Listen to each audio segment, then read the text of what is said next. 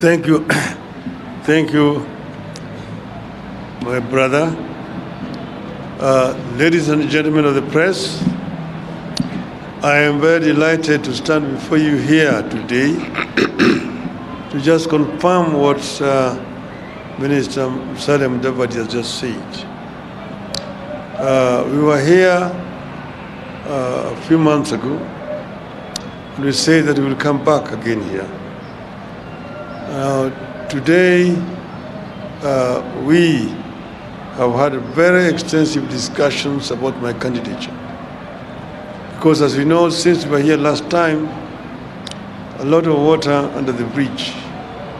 I have had occasion to travel across the continent, meeting with different leaders of the continent. And I just want to say that I've been very pleased and impressed with the optimism that these leaders are expressing regarding the African Union. African Union is a vehicle that was founded by the founding fathers of our nation. And the intention was to try to unite Africa. You remember Kwame Nkrumah said that Africa must unite. Unite or we perish. And over the years, there have been challenges that have been faced by leadership of the continent.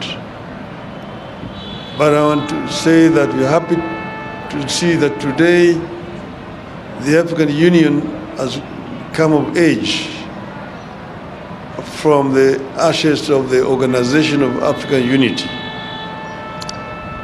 But the African Union needs to be strengthened for it to be able to enable African countries to realize the dream of the founding fathers of our continent. A united, peaceful, and prosperous Africa, where the citizens themselves feel that they are free as a people and united and can work productively in the continent. There are several areas where Africa is having a problem.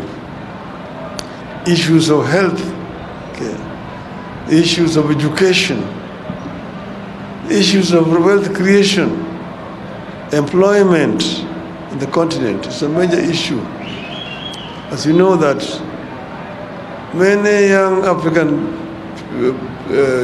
boys drown in the Mediterranean as they try to run away from the poverty and other challenges in the continent, seeking greener pastures in Europe.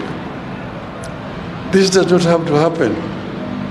If we create conducive and enabling environment for these people to be more gainfully employed on the continent of Africa. The issue of climate change is a major challenge.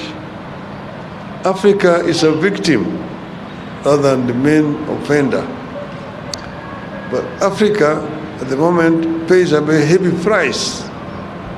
As you can see here in our own country, we live between twin disasters, floods and drought. Many of our people perish, livestock die in those periods.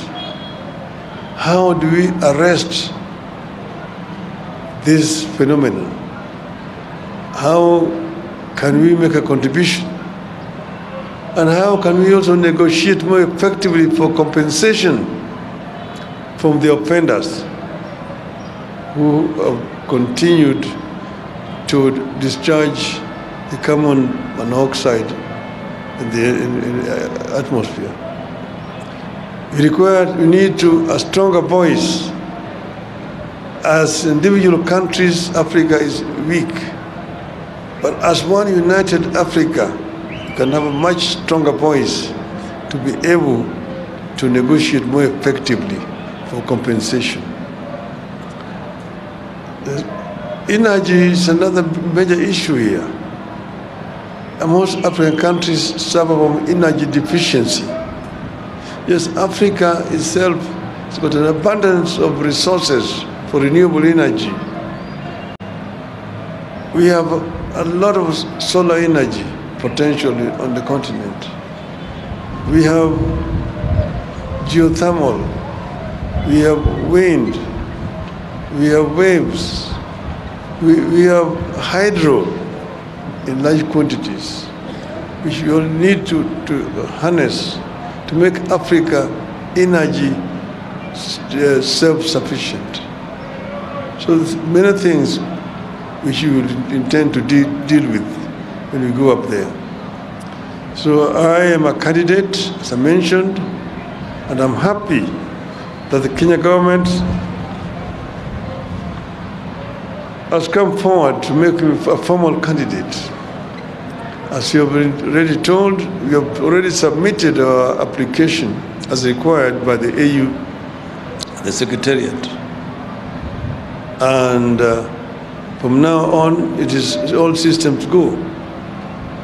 So we will be addressing other issues as we move forward.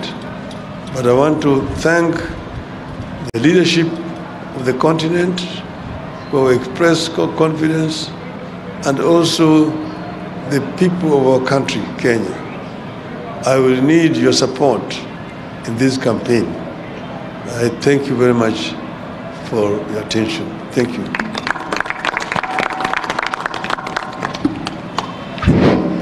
Thank you, Excellencies, for your statement. And as we say, the train has left the station, the journey has begun. So, members of the press, I'm coming to you. I just wanted to recognize the statements that have been made. And now you'll have an opportunity to ask a few questions. You're just going to have 2-3 questions.